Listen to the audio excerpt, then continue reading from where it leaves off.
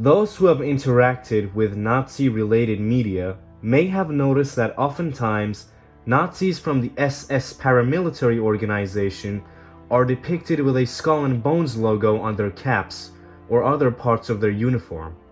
You may have shrugged this off as being another case of Hollywood romanticization and exaggeration in order to really get the point across to the audience that the Nazis were the bad guys, such as, for example, the depiction of Persians as supernatural demon-like entities in the movie 300.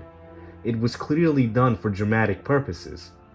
However, most people may be surprised to learn that the skull and bones was indeed an actual official part of Nazi symbolism, and it was commonly used by the SS throughout the 12-year-long reign of the Nazi regime. It's not at all a work of Hollywood fiction like many, including myself, have previously thought. But why did the Nazis adopt such an obviously violent symbol as one of the SS's main logos? It doesn't really make much sense when you think about it, considering that the Nazis were notoriously heavily concerned with their image and how they presented themselves to the German population. The skull and bones is universally recognized as being a symbol of terror, so it makes no sense as to why a state entity so heavily concerned with appealing to and winning over the support of its people would ever employ the use of such a logo in any official capacity.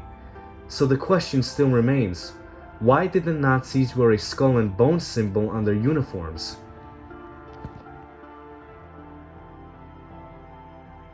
Officially, the skull and bones is referred to as the Totenkopf in the German language, translating to death's head.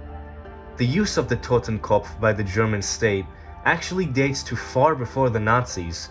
In fact, the Totenkopf has its origins in Prussia during the late 1700s, when the Prussian king, Frederick the Great, formed a regiment of Hussar cavalry in the Prussian army, commanded by Colonel von Reusch, which became the Hussaren Regiment No. 5, also known as the von Reusch unit.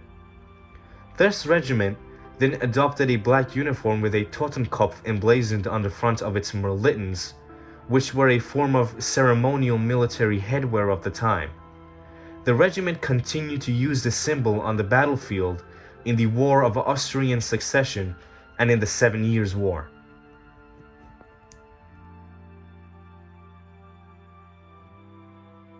Over the next 100 years, the Totenkopf was adopted and used by many different groups within the German world, such as the infamous Brunswick Corps, the German stormtroopers on the Western Front of World War I, and even some units within the Imperial German Air Force. After the collapse of the German Empire, the symbol was notably used by the Freikorps paramilitary organization during the Weimar Republic era.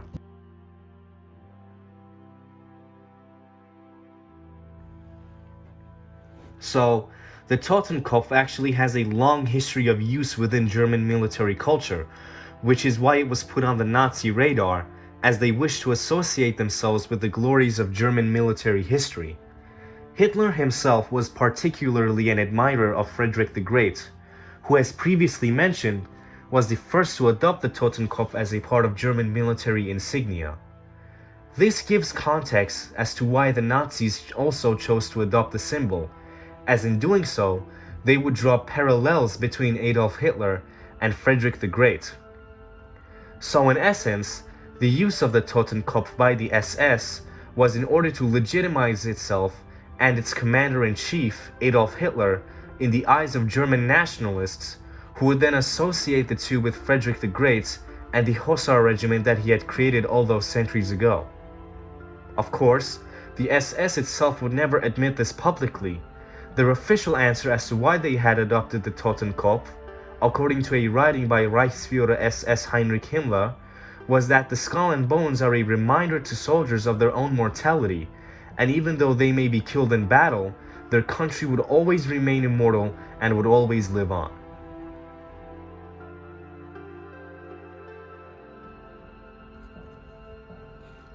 The Totenkopf also had practical function, as its noticeably dark imagery worked to intimidate the opponents of the Nazi Party and the SS.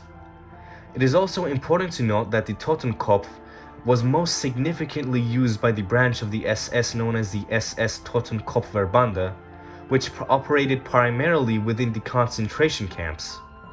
Some members of this group were later reassigned to the armed branch of the SS and served in the 3rd SS Totenkopfpanzer Division, which engaged in a number of war crimes during World War II. In summary, the Totenkopf was a historical German symbol which was used within the German military for more than a century until the Nazis adopted it for propaganda purposes, wishing to draw links between themselves and the glories of German military history. This symbol was also supposed to encourage values of honor, bravery, and selflessness, as well as serving as a visual instrument of intimidation. The Totenkopf is still used by many neo-Nazi groups all over the world, and therefore has solidified itself as a symbol of hate. That's all for today. Thanks for watching, and please don't forget to like and subscribe.